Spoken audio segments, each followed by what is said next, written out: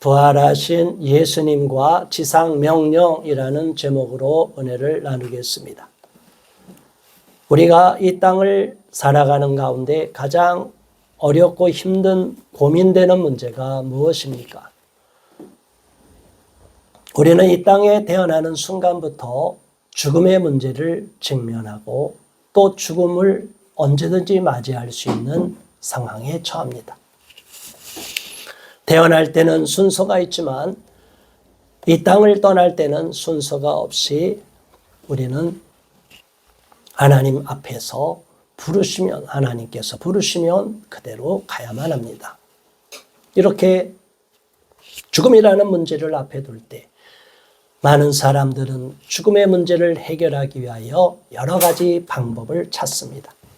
그래서 사실은 종교가 필요한 것이지요.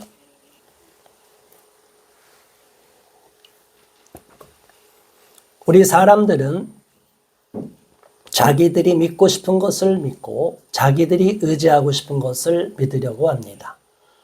하나님께서 우리를 부르시기 전까지, 하나님이 알려주시는 구원의 길을 알기까지 우리는 내 마음대로 하나님을 알고 하나님을 찾고 또 이것을 하나님이라고 규정하고 자기 마음대로 하나님을 부르고 찾는 어리석은 모습을 보입니다. 그것이 우상이고 그것이 거짓 신이라는 것을 알지도 못한 채 많은 사람들이 지금도 어둠 가운데 생활하고 있습니다. 저와 여러분은 예수님을 통하여 구원을 받고 또 예수 이름을 믿고 그 예수가 나의 구원자가 되시고 온 인류를 구원하신 분이라는 사실을 정확하게 알아야만이 참된 기독교 신앙을 갖게 되는데, 교회를 나온다고 하면서도 아직도 그런 구원의 복음의 핵심을 모르는 분들이 많이 있습니다. 예수님을 아는데 우리가 예수님을 아는 깊이에 따라서 예수님에 대한 태도가 달라집니다. 어린아이들이 갓난아기가 엄마의 사랑만 받다가 처리 없이, 어린아이 때도 처리 없이 계속 사랑만 받습니다. 그런데 언제 비로소 하나님, 부모님을 알게 됩니까? 제대로 철이 들고 나를 위해서 이만큼 부모님이, 엄마가, 아빠가 희생하셨구나라는 것을 알 때 그때 비로소 어린아이들이, 우리 자녀들이 성장한 것이고 그제서야 비로소 어른스러워지고 부모의 마음을 아는 철이 드는 상황에 처합니다.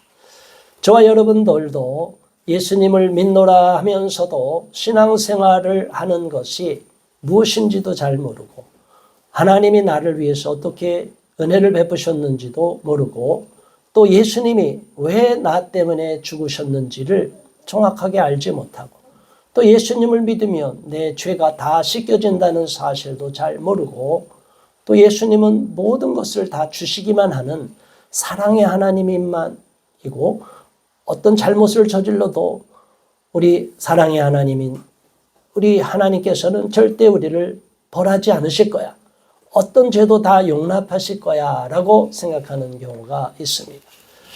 저와 여러분은 하나님의 두 가지 속성을 잘 알아야 됩니다.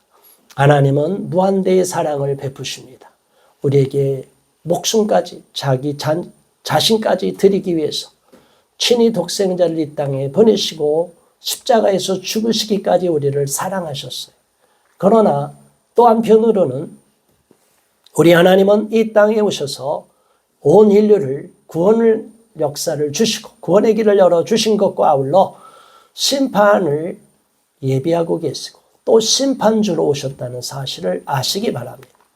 우리 하나님은 무한대의 사랑을 베푸시지만 또 한편으로는 엄히하신 분이기 때문에 죄를 짓는 자들은 용서하지 않고 심판하십니다. 그 어떤 죄도 하나님 앞에서 회개하지 않고 용서를 받지 못한 죄는 다 하나님 앞에 십자가 앞에서 다 씻김받지 못한 우리의 죄는 하나님 앞에 나중에 심판대 앞에서 벌을 받게 되고 엄한 책망을 듣게 됩니다.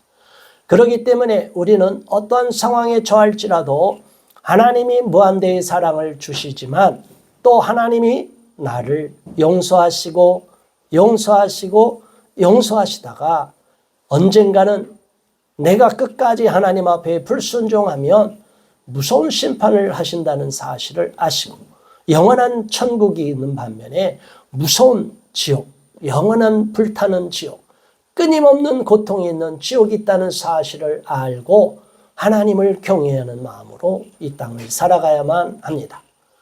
예수님을 믿노라 하면서도 천국을 부인하고 지옥을 부인하면 예수를 믿을 필요가 없고 교회 나올 필요가 없어요. 잘 아시기 바랍니다. 하나님을 믿노라 하면서도 지옥을 부인하는 사람들이 있어요. 그렇게 말하는 종교는 이단 종교예요. 기독교를 표방하지만 그것은 이단인 거예요. 예수님은 분명히 말씀하셨습니다. 전국이 있고 또 형벌을 당하는 지옥이 있다는 사실을 분명히 알려주셨어요. 그렇기 때문에 우리는 하나님을 믿되 끝까지 순종하며 끝까지 배교하지 않고 잘 믿어야만 합니다. 그런데 많은 사람들이 믿음 생활하다가 실족하는 경우가 있어요. 언제 실족하느냐?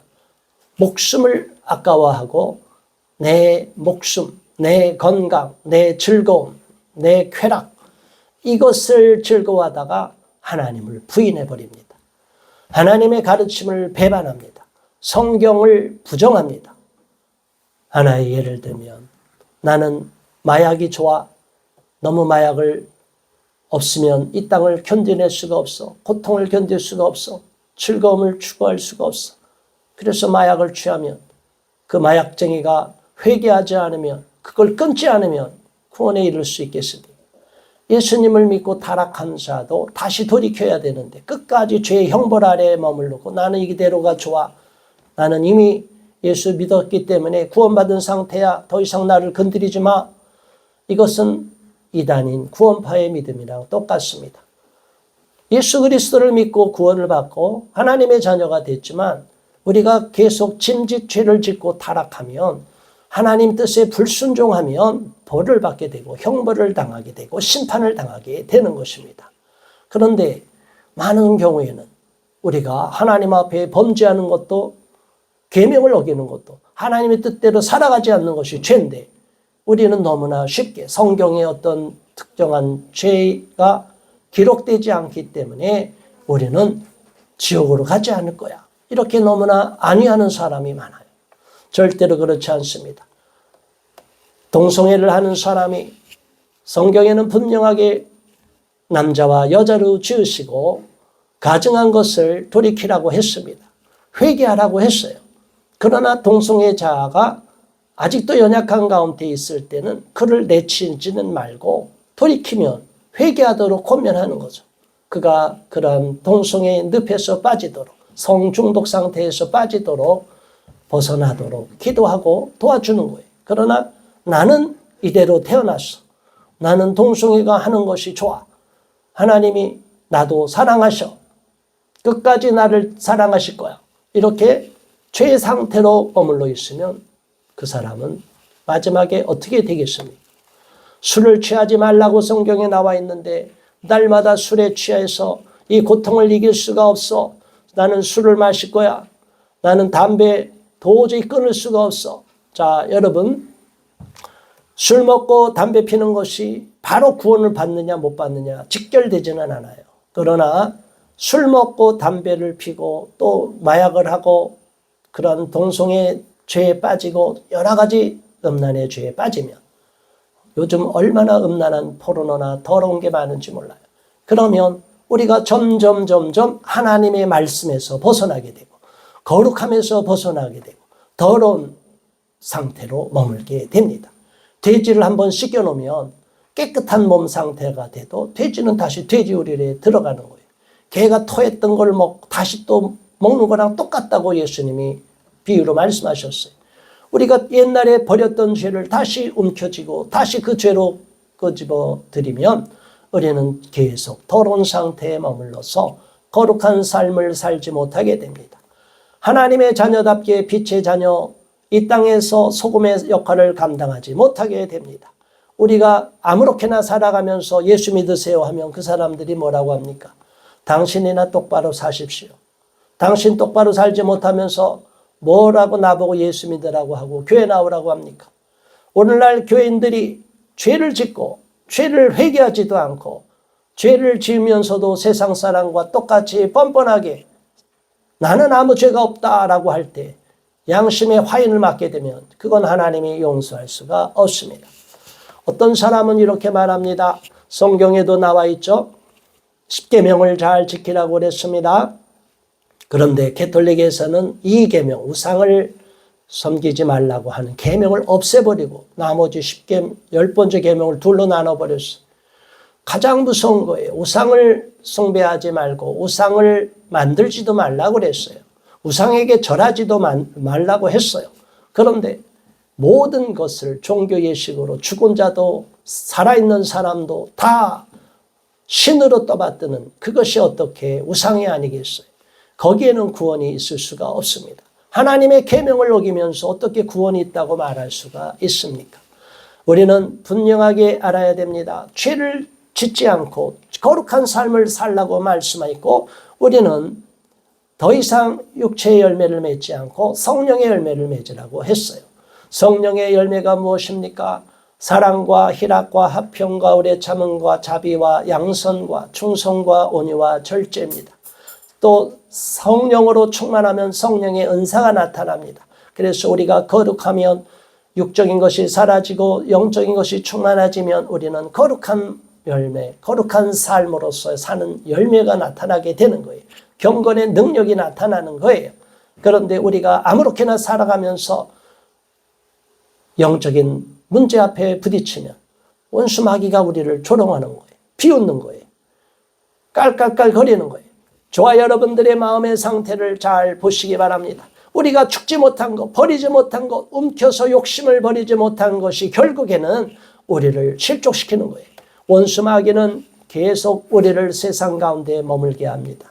더러운 죄 가운데 머물게 합니다. 옛날에 아직도 예수님을 믿기 전에 그 구습의 상태에 머물게 합니다. 그대로 살아. 괜찮아. 그래, 교회 나가는 사람도 그런 사람이 있어. 저와 여러분들이 우리를 지켜보시고 우리를 감찰하시는 하나님이 계시다는 사실을 알고 더 이상 그러한 어리석은 삶을 살아서는 안 됩니다. 어떤 사람은 또 죽음 앞에서 두려워해서 예수님을 부인하는 사람이 있어요. 자기가 손해볼 것 같으니까 예수님을 부인합니다. 자기가 이익을 받는 것이 손해가 날 거니까 자기도 모르게 거짓말을 하고 도둑질을 하는 거예요. 하나님의 것을 훔치고 하나님의 것을 드리지도 않고 또 심지어는 실정법을 어겨서 세금을 포탈하고 범죄하는 경우가 있어요. 저와 여러분들은 양심껏 살아야 됩니다. 세상에서 부자 되기를 힘쓰지 말라고 분명히 말씀하셨습니다. 세상에 부자가 되고자 하는 욕망이 가득해요. 오늘날 젊은 대학생들조차도 비트코인이니 뭐니 테라니 뭐니 주식이니 뭐니 너무나 이런 돈 버는 것에 마음을 다 빼앗기고 있어요. 그 많은 돈을 벌면 어떤가요? 엊그제 지난주 신문인가요? 봤더니 미국에서 최고의 돈을 복권이 당첨된 사람이 있어요. 그런데 통계가 나왔습니다. 복권 당첨된 사람은 약 80%인가요? 불행해진다고.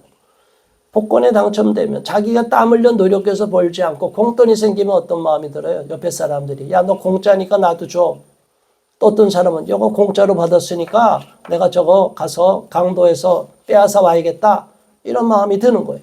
그런데 그 미국 사람은 조그만 마을에 살았는데 그 복권의 규정이 신원을 공개를 해야 된대요. 자, 여러분 이제 어떻게 됐을까요? 그분이 안 찾다가 이제 자기 돈을 찾았어요. 집도 알려졌어요. 자, 어떻게 할까요? 그 사람은 목숨이 이제 표적이 되는 거예요. 자, 여러분 그 많은 5조 원의 돈인가요? 이건 천문학적인 돈, 이거 2조인가요? 상상할 수 없는 어마어마한 돈이에요. 이거는 우리나라 복권과는 차원이 다른 거죠. 그런데 그 많은 돈을 받고 그 사람은 행복하고 그 돈 갖고 엄청난 돈을 갖고 무장 세력 경호원을 다 동원하고 평생 동안 보호하고 그러면 그게 뭐예요? 감옥이에요, 감옥. 교원들에 둘러싸여서 밥 한 끼도 제대로 먹을 수 없는, 어디 가서 제대로이면 다 신원이 노출하고, 그러면 악한 범죄를 저지르는 사람들은 다 알아요. 표적을 보고 하늘에서도 드론으로 공격해서 사람 죽이는 세상인데 얼마나 불안하게 살까요?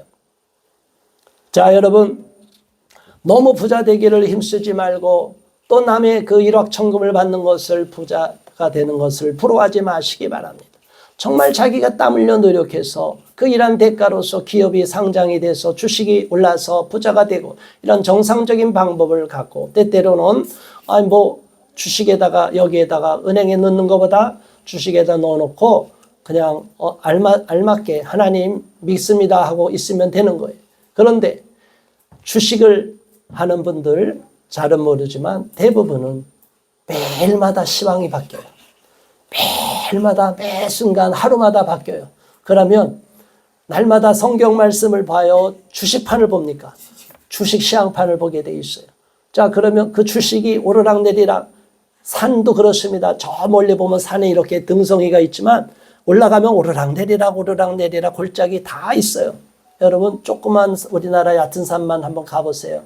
요즘 산이 엄청 우거졌습니다. 저는 지금으로부터 몇십 년 전에 강화도에 만이산 가서 잘못 골짜기로 내려오다 죽을 뻔한 그 고통을 겪었어요. 엄청 겁이 나는. 이게 길을 못 찾고 낭떠러지, 절벽, 그냥 푹푹 빠지고, 이건 깜짝깜짝 놀랍니다. 우리가 길을 잃어버리는 거예요. 자, 여러분, 인생이라는 것은 멀리서 보면 그렇지만 그 안에 들어가 보면 정신을 못 차려요. 주식을 할 수도 있죠. 우리가 저축해서 또 사업을 해서 열심히 노력해서 땀 흘려서 돈을 벌 수도 있는 거예요. 그러나 거기에 올인해 버려갖고 다른 것을 다 팽개치고 거기에만 바라보고 목숨을 걸면 결국에는 우리가 정상적으로 삶을 살 수가 없고 신앙을 제대로 지켜낼 수가 없습니다.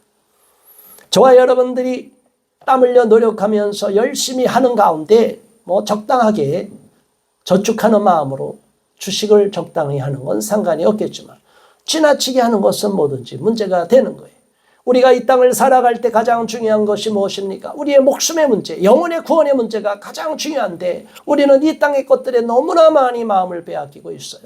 사실 지금 이 나라에 명운이 걸려있는 4월 10일 총선의 문제도 걱정이 됩니다. 그러나 이 문제도 사실은 영원한 우리의 구원의 문제에 비하면 아무것도 아니에요.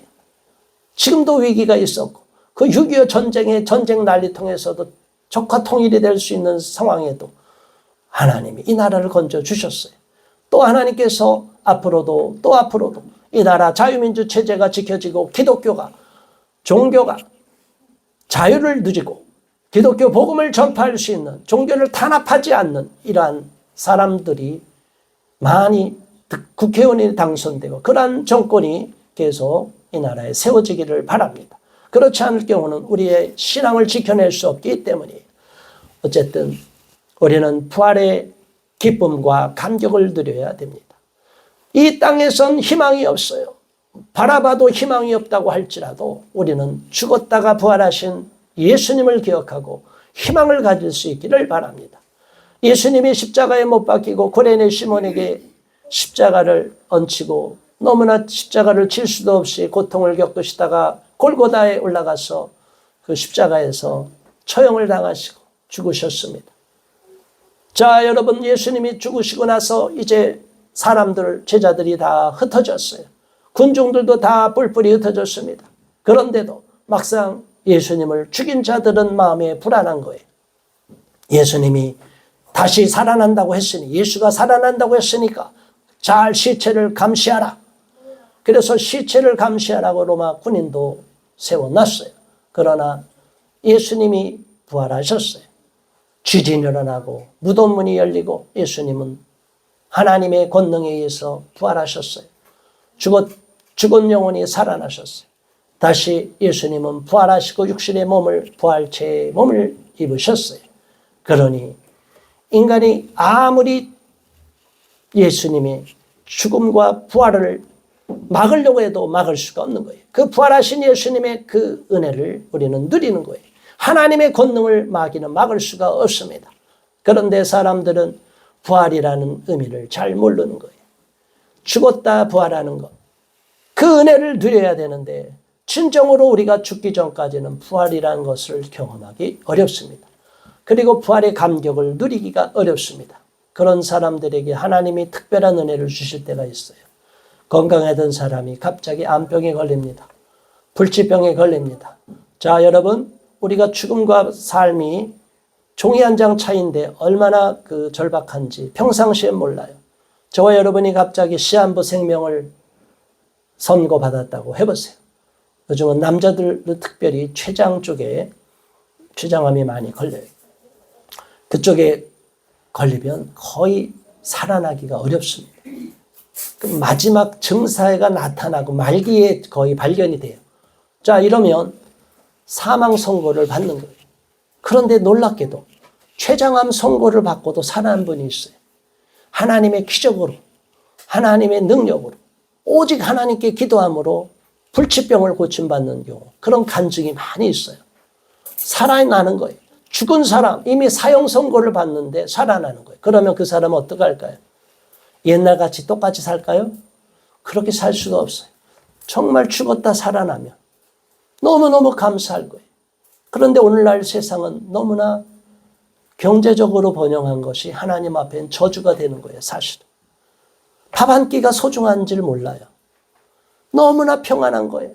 지루한 거예요. 그리고 고통스럽게 죽는 게 힘든 거예요. 그러니까 안락사를 가자고 이런 식으로 지금 스위스로 다 가고 있어요. 안락사를 하기 위해서. 죽는 순간의 고통을 벗어나기 위해서 자기가 미리 죽겠다는 거예요.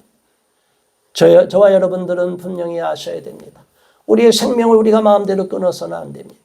하나님이 주신 생명에 사명이 있어요. 저와 여러분을 이 땅에 태어나게 하신 사명이 있어요. 그러나 많은 사람들은 그 하나님의 사명을 알지도 못해요. 하나님의 이름을 알지도 못해요. 예수님도 알지 못해요. 그러니까 내 마음대로 사는 거예요. 내 마음대로 죄 짓고 사는 거예요. 내가 즐거워하는 대로 그게 죄가 되는지도 모르고 사는 거예요. 저와 여러분들은 그러한 어리석은 인생들이 되어서는 안 됩니다. 우리는 죽고 나면 산자와 죽은 자를 가르는 심판이 있어요. 한 번 죽는 것은 사람에게 정하신 것이지만 하나님이 한 번 죽는 건 정해졌지만 죽고 나면 심판이 있는 거예요. 그러니까 저와 여러분은 하나님의 심판대 앞에 선다는 생각을 하고 절대로 내 마음대로 자행자지해서는 안 되고 하나님의 말씀대로 순종하며 살아야 돼요. 그런데 우리 하나님이 뭘 요구하는지를 성경에 나와 있는데 성경에 어떻게 나와 있는지를 모르니까 성경을 읽지도 않으니까 성경을 읽어도 또 성경 말씀을 들어도 설교를 들어도 그냥 그거를 제껴놓으려고 하는 사람들이 있어요. 이건 나와 상관이 없다. 나는 내 마음대로 할 거야 라고 생각하는 어리석은 인생들이 되어서는 안 됩니다. 안식일에 마리아와 막달라 마리아와 다른 마리아가 무덤에 갔습니다. 그리고 큰 지진이 나며 주의 천사가 하늘로부터 내려와서 돌을 굴려내고 그 위에 앉았습니다. 자, 여러분 생각해 보세요. 얼마나 놀랍겠습니까? 캄캄한 밤에 갑자기 광채가 나면서 하얀 흰 눈을 눈보다 더 빛나는 사람이 딱 천사가 그 위에 앉아있다고 하니 그 지키던 로마 군인들이 그냥 살아서 얼어버리는 거죠. 놀래버리는 거예요. 저와 여러분이 이러한 하나님의 초자연적인 놀라운 기적을 경험하면 다들 두려울 수밖에 없습니다. 성경에 나와 있는 무수한 사람들이, 선지자들이, 성경의 인물들이 하나님이 나타날 때, 주의 천사가 나타날 때 다 두려움에 떨었다고 그랬어요. 왜냐? 우리는 죄의 모습이 있기 때문에 너무나 거룩한 빛으로 나타난 천사, 빛으로 나타난 하나님을 보면 우리는 갑자기 우리 죄가 드러나기 때문에 두려운 거예요. 그리고 하나님을 살아서 보면 죽임을 당한다는 이런 무서운 마음이 있기 때문에 우리는 두려운 마음이 들 수밖에 없어요. 로마 군인도 두려워 떨고요. 지키던 자들이 4절에 그를 무서워하여 떨며 죽은 사람과 같이 되었더라. 얼마나 무서웠으면 딱 죽은 사람 같이 됐다는 건 뭐예요? 혼이 나간 거예요. 그냥 그 자리에서 아무 말 못하고 그냥 난 죽었다라고 생각이 되는 거예요. 우리 하나님 앞에 어느 순간에 쓸 때 죽음 앞에 서는 거예요. 하나님을 모르는 사람들은 또 어떤 사람은 제가 예전에도 보면 저승사자가 온다고 밤마다 괴로워서 헉헉하는 경우가 있어요. 검은 옷을 입은 사람이 끌고 가려고 가자고 안 간다고 발버둥 치다가 식은땀 흘리다가 깨어나는 사람들이 많아요. 자, 여러분, 죽음의 사자가 오면 저와 여러분이 피할 수가 없어요. 예수님을 믿지 않는 사람도 때가 되면 죽음의 사자가 나타나요. 끌고 가요. 이 마귀가 이제 데려가는 거예요. 지옥으로 가는 거예요. 그런데 하나님을 믿는 사람도 죽을 때가 되면 나타나요. 누가 나타나요? 이제는 천사가 나타나요. 그래서 천사가 우리를 받들어서 올라가는 거예요. 우리를 지옥으로 끌고 가는 게 아니라 오히려 우리를 천국으로, 거룩한 나라로, 우리를 복된 나라로 인도하는 거예요. 그럴 때는 두려움이 아니라 기쁨과 평안함과 은혜가 넘치는 감격이 있을 거예요.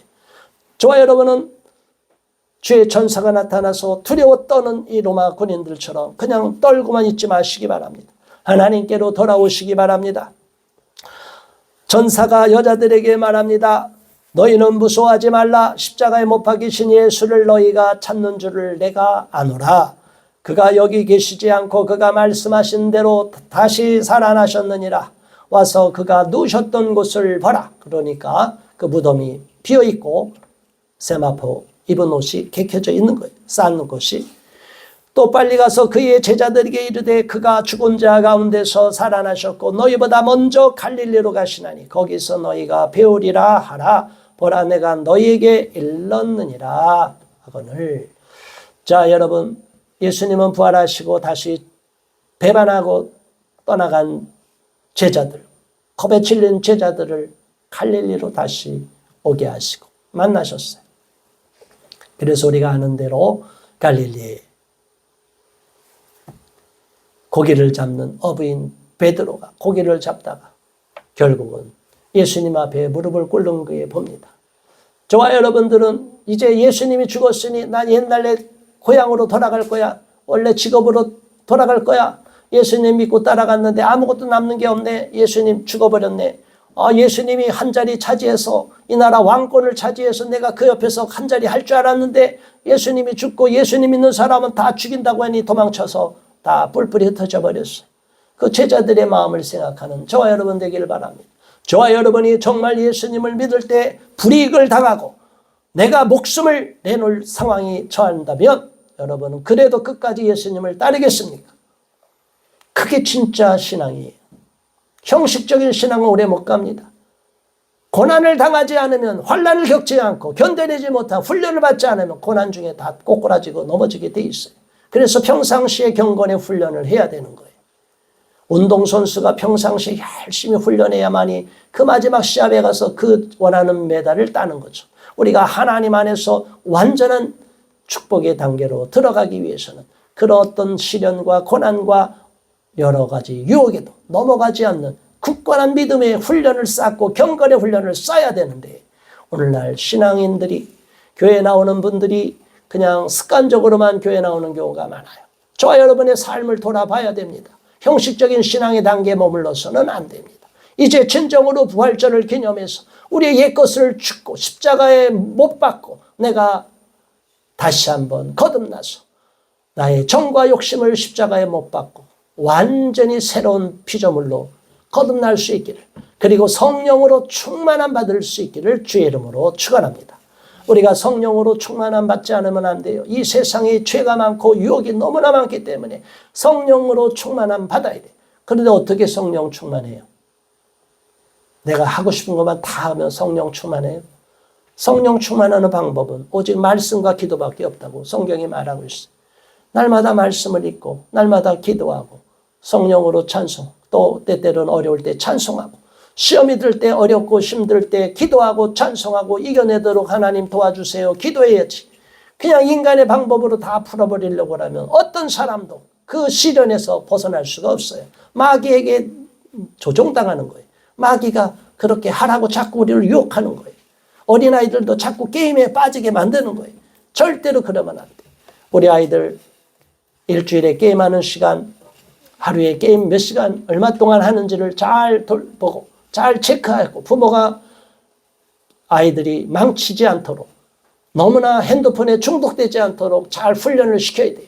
나중에 자식들이 잘못 나갔을 때 그 자식들을 원망할 필요가 없어요. 부모가 그동안 잘못했고 부모가 잘못된 행동을 했기 때문에 그러한 잘못을 더 이상 자식들한테 물려줘서는 안 될 줄로 압니다. 우리는 하나님의 말씀대로 순종하며 말씀대로 살아가야 되고 하나님의 기쁨이 되는 자가 되어야 될 줄 믿습니다. 예수님께서는 이 제자들을 만나고 또 사람들이 여자들이 한편으로 무섭고 한편으로는 기쁨으로 빨리 무덤을 떠나서 제자들에게 가서 알렸습니다. 예수님께서 가는 그 여인들을 만납니다. 9절 말씀 다 같이 9절 10절 봉독합니다. 예수께서 그들을 만나 이르시되 평안하냐 하시거늘 여자들이 나아가 그 발을 붙잡고 경배하니 이에 예수께서 이르시되 무서워하지 말라 가서 내 형제들에게 갈릴리로 가라 하라 거기서 나를 보리라 하시니라. 부활하신 예수님께서 친히 나타나시고 여인들에게 보여주셨습니다. 저와 여러분에게도 하나님이 간절히 기도하면 나타나 주십니다. 어려운 순간, 절망의 상황, 인간적으로는 풀 수 없는 절박한 상황, 답답한 상황에 있다 할지라도 하나님 앞에 간절히 찾고 하나님 앞에 간절히 매달리고 기도할 때 하나님이 직접 나타나 주시고 우리 문제를 해결해 주시는 거예요. 옥에 갇힌 베드로도 풀어주시는 거예요. 이 죽었던 예수님도 부활하게 하시는 거예요. 우리는 더 이상 죽음의 두려움에 빠져 있지 않게 되는 거예요. 그런데 끝까지 하나님을 믿지 않고 그냥 내 얕은 생각으로 가면 그런 것은 가장 어리석은 거예요. 마귀가 우리를 잘한다 자꾸 부추기는 거예요. 절대로 마귀의 유혹에 넘어가지 마시기 바랍니다. 하나님이 하지 말라는 건 하지 마시고 내 몸을 더럽히고 내 영혼을 더럽히는 어떤 유혹에도 넘어가지 마시고 오직 하나님 앞에 경건한 모습으로 살아가고 우리 하나님 앞에 간절하게 기도함으로 하나님의 긍휼과 자비를 바라면서 기도할 때 하나님이 놀라운 응답을 허락해 주실 줄 믿습니다. 인간의 힘으로 도저히 풀 수 없는 문제, 이 문제는 사람이 풀 수가 없는 건 마지막에 누가 푸느냐? 하나님이 푸는 거예요. 하나님이 아니다 하면 석방되는 거예요. 그런데 아무리 노력을 해도 저도 도와주고 아무리 하지만 궁극적으로 이 문제를 해결하는 분은 하나님이. 그러니까 하나님을 끝까지 믿고 잘못된 옛것을 다 벗어버리고 하나님 앞에 철저히 순종하며 하나님 앞에 기쁨을 드리는 자가 될 수 있기를 바랍니다. 그리고 로마 군인들은 가서 대제사장들에게 보였을 때 그들이 깜짝 놀라갖고 회유를 합니다. 그래서 이렇게 말하라고 합니다. 뭐라고 말하라고 그래요? 13절 이르되 너희는 말하기를 그의 제자들이 밤에 와서 우리가 잘 때 그를 도둑질하여 갔다 하라. 자, 예수님의 시체를 제자들이 도둑질해 갔다. 그래서 예수님의 시체는 도둑 맞았다. 이런 얘기가 소문이 돌게 된 거예요. 예수님은 살아난 게 아니라 시체를 제자들이 가져갔어. 그리고 부활했다고 거짓말하고 사기치는 거야. 이렇게 말합니다. 자, 여러분,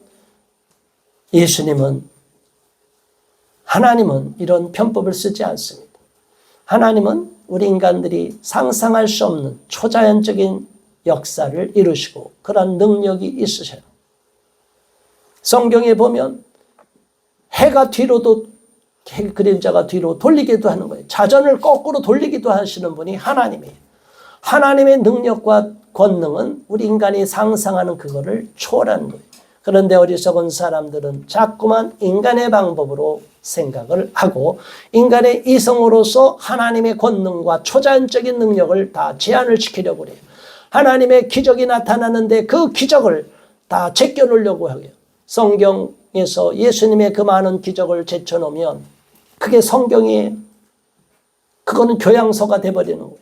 하나님의 말씀을 함부로 1.1핵도 버리지 말라고 그랬는데 오늘날 신신학자들이, 자유주의 신학자들이, 오늘날 현대신학자들이 하나님의 말씀을 변개시켜버렸어요. 이건 저주받는 거예요. 이거는 지옥에 가는 형벌을 받게 되는 거예요. 얼마나 많은 영혼들을 지옥으로 끌고 가는지 모릅니다. 그리고 죄를 죄가 아니라고 하고 퀴어신학이 더 이상 퀴어신학 같은 게 나오질 않나. 더러운 죄를 죄라고 얘기하지 않고 그것도 다 합리화시키는 것을. 제가 이렇게 말을 하면 이게 나중에 차별금지법이 통과되면 제가 오히려 감옥에 가게 돼요. 이런 무서운 세상이 있기 때문에 우리 아이들이 지금 저렇게 부모가 훈계를 하고, 우리나라도 지금 법에 아동복지법과 아동학대법이 있지만 이건 말도 안 되는, 미국에서는요, 캘리포니아나 이런 여러 주에서는 우리 아이들을 동성애 교육, 성교육 시켜야 돼요. 그리고 트랜스젠더, 엄마 나 트랜스젠더가 해야 돼, 수술하고 싶어, 그러면 바로 해줘야 돼요. 부모가 거역하면 바로 부모가 처벌을 받게 돼 있어요. 이런 법까지 통과가 돼 있어요. 이게 미국으로 지금 유학 보낼 게 아니에요. 미국으로 잘못 가면은 공교육을 잘못 받으면 완전히 사탄의 교육을 받게 되는 거예요. 그걸 이길 수 있는 믿음을 갖고 있는 자녀들을 훈련시킬 수 있냐 이거예요. 얼마나 어려워요. 지금 전 세계가 미쳐 돌아가고 있어요. 이런 무서운 세상을 살아가기 때문에 우리나라만큼은 마지막까지 거룩한 방파제를 세우자고 저희가 그렇게 열심히 하는 거예요. 왜냐? 마지막에 차별금지법이 통과되면 다른 종교를 차별을 못하게 되니까 우리 종교만 옳다고 다른 종교 틀렸다고 못하게 돼 있어요. 종교도 차별을 못해요. 무서운 거죠. 다른 성소수자를 비롯한 소수자도 차별을 못해요. 그러면 무섭게 제가 누군가를 차별 배제했다고 신고만 들어오면 저는 벌을 받게 돼요. 벌칙금을 방송 영상으로 나가잖아요. 이게 불특정 다수한테 가서 수많은 사람한테 자기를 고통을 줬다, 고소를 할 수 있어요. 그럼 징벌적 보상금을 청구할 수가 있어요. 그러면 나중에 천문학적인 돈이 돼요. 몇백억, 몇천억이 그냥 한 교회 때려 맞으면 살아남을 수 있어요? 아무리 큰 교회라고 해도 몇천억 벌금은 어떻게 내요? 그런 거를 법으로 만들어 놓고 성기 제거 수술도 하지 않고 남자 몸으로 여자 목욕탕에도 들어가서 우리 같이, 난 여자니까 같이 목욕해, 같이 화장실 써, 탈의실 써, 이래서 엄청난 성범죄가 일어나는데 이걸 정상이라고 만들어 놓으면 안 되는 거예요. 이러한 세상 가운데 우리가 아닌 것 아니라고 하면 우리는 비웃음을 당해요. 가짜 인권이 판을 치다 보니까 이건 틀렸으면 우리를 보고 공격을 해요. 혐오 세력이라고 매도를 해요. 이런 무서운 세상 가운데 우리가 세상의 평판에, 인기에, 내 유익에 손해볼 것 같아서 침묵하면 돼요, 안 돼요? 안 되는 거예요. 내가 비록 손해보고, 내가 비록 감옥에 가고, 내가 비록 손가락질을 당한다 할지라도 아닌 건 아니고 틀린 건 틀리다고 말해야 되는데 우리가 침묵을 하면 무서운 세상이 와요. 우리 아이들의 세상이, 저 예쁜 사랑스러운 자녀들이 나중에 무서운 세상에 와서 부모들 원망할 거예요. 목사인 저를 원망할 거예요. 저는 우리 아이들한테 원망을 듣지 않기 위해서, 우리 아이들이 그래도 우리 편에 대해서 싸우다가 제가 죽을 수도 있어요. 저는 죽기를 각오한 사람이에요. 목숨을 두려워하지 않아요. 순교를 각오하고 저는 싸우는 거예요. 불의와 불법은 싸워야 돼요. 왜냐? 생명을 지키기 위해서는 싸움이 있어야 돼요. 생명을 지키는데 칼을 드는데 내 자녀를 그냥 내줘요? 부모가? 강도가 와서 칼을 찌르는데 내 자녀를 그냥 가서 찔르라고 칼바지로 내놓은 부모가 어디 있어요? 칼을 찌를 때 부모는 자녀를 품에 안고 등을 자기가 찌릅니다. 이게 부모의 마음이에요. 저와 여러분은 정말로 우리 아이들을 생각하고 다음 세대를 생각하고 이 나라를 생각해서 절대로 죄에 굴복해서는 안 되고, 마지막까지 지상명령이 있어요. 16절로부터 20절에 가면 우리 예수님이 말씀하셨습니다. 하늘과 땅의 모든 권세를 내게 주셨으니 19절 20절 다 같이 봉독합니다. 그러므로 너희는 가서 모든 민족을 제자로 삼아 아버지와 아들과 성령의 이름으로 세례를 베풀고 내가 너희에게 분부한 모든 것을 가르쳐 지키게 하라. 볼지어다 내가 세상 끝날까지 너희와 항상 함께 있으리라. 아멘. 우리는 하나님의, 예수님이 말씀하신 그 지상명령을 이행해야 돼요. 그런데 이 지상명령을 완수하려고 선교를 하고 교회가 유지가 돼야 되는데, 선교사를 파송해야 되는데 이 악한 법이 들어오면 안 되니까 우리는 막아야 됩니다. 저와 여러분은 이러한 시대에 우리 예수님처럼 가서 제자를 삼아야 돼요. 예수님의 복음을 전해야 됩니다. 그리고 아버지와 아들과 성령의 이름으로 세례를 베풀어야 되고 가르쳐서 분부한 것을 다 지키게 하라고 권면을 해야 됩니다. 우리는 가서 제자를 삼고 세례를 베풀고 하나님께서 저와 여러분에게 당부한 모든 말씀, 예수님께서 당부한 모든 말씀을 완수하는 지상명령을 수행할 명령을 받았어요. 사명을 받았어요. 그런데 부모의 말을 거역하는 사람들이 많아요. 우리 학생들 공부하라고 그러니까 공부를 안 하고 맨날 게임방에만 가고 그러면 그 학생이 아니에요. 우리 하나님의 자녀는 이렇게 살아라 하면은 저와 여러분은 복음을 전하는 데 힘쓰고 하나님의 말씀대로 순종하며 어려운 시련을 다 이겨내고 그리고 많은 사람을 주께로 인도하는 주님의 귀한 자녀가 되어야 될 줄 믿습니다. 그래야만이 하나님의 칭찬을 받는 거예요. 진정한 부활의 기쁨을 누리는 거예요. 그런데 우리 안에 부활의 기쁨이 없으니까 정말 죽음을 이기신 부활의 감격이 얼마나 큰지를 모르니까 나를 구원해 주신 그 예수님이 얼마나 큰 은혜를 베푸신지 모르니까 우리가 자꾸 세상길로 빠지게 됩니다. 이제 말씀을 정리합니다. 오늘 말씀대로 저와 여러분은 죽음을 이기고 부활하신 예수님을 끝까지 믿고 그 부활하신 예수님을 나의 주님으로 영접했다면 이제 나에게도 부활의 기쁨과 능력이 있다는 것을 아시고 더 이상 사망과 죽음이 나를 점령하지 못하는 것을 아시고 어디에 가든지 부활의 기쁨을 전하고 예수 그리스도의 구원의 복음을 전하고 가서 제자를 삼고 많은 사람을 주께로 인도하는 그리하여 하늘의 별처럼 빛나는 주님의 자녀가 되시기를 예수 그리스도의 이름으로 축원합니다. 우리 모두 그렇게 해달라고 기도하겠습니다. 주여 할렐루야. 하나님 아버지 고맙습니다. 감사합니다. 하나님 오늘 올해의 부활절을 맞이해서 부활주일 예배를 드리는 가운데 우리의 마음속에 아직까지 죽지 못하는 것들이 많이 있음을 알게 되었습니다. 하나님 옛것을 다 십자가에 못 박아 없애고 죽이기를 바랍니다. 하나님 나의 욕심과 탐욕과 더 온갖 괴락의 마음을 빼앗겼던 것을 다 제하기를 바라고 십자가에서 못 박기를 바랍니다. 그리함으로 옛것을 죽고 옛 생명이 죽고 옛 본성이 죽고 나서 육체의 법이 죽고 본래의 회복으로 성령으로 거듭나서 새 사람으로 덧입어서 내 안에 성령으로 충만함을 받아서 하나님이 기뻐하시는 성령의 열매를 맺을 수 있게 하시고 가서 제자를 삼고 많은 영혼을 주님 앞으로 인도할 수 있도록 하나님이 우리 예수님께서 분부하여 가르쳐 주신 그 모든 것을 잘 훈련시키고 전파할 수 있도록 도와주시옵소서. 우리 교회 성도들 한 사람 한 사람 예수 믿는 사람들 한 사람 한 사람을 하나님이 다 기억하고 감찰하고 계심을 압니다. 하나님이여 우리가 허투른 생각을 하고 잘못된 길에 더 이상 옛 구습 습관의 노예가 되지 않고 이제는 옛 것을 다 벗어 던지고 오직 하나님 안에서 거듭나서 하나님이 기뻐하는 삶을 살고 부활의 기쁨을 누리면서 부활의 능력을 덧입는 우리 모두가 되도록 간절히 기도드립니다. 예수님 이름으로 기도하옵나이다. 아멘.